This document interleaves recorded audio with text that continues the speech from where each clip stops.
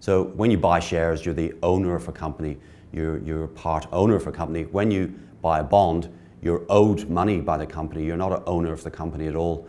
And that's very, very different. So I lend money to Woolworths. They owe me $100. I buy Woolworths shares. I'm a part owner of Woolworths. And shares are perpetual. They never mature. And so you're hoping that the share price obviously goes up and the dividends go up with shares.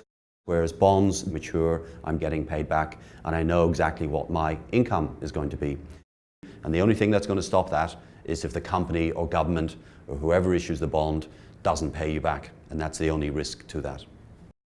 With shares, the income can fall. So Telstra recently cut its dividend. It had a reasonably steady dividend for many, many years, but it had to cut the dividend this year. And it can do that because it's allowed to cut dividends, whereas Telstra is not allowed to cut its bond coupons. They are what they are from the day they issue the bond until the day they pay you back. So that's very, very predictable, whereas equities are not predictable. They're volatile. You don't know what's going to happen. Whereas bonds are utterly predictable. You get that fixed income along the way, hence the name fixed income, and then you get your capital back on a known date. And that makes those two things very, very different. And they perform very differently. One's very volatile, the other's very steady as she goes. You can get great returns. You can a share can double in price or triple in price if the company discovers gold or a cure for cancer.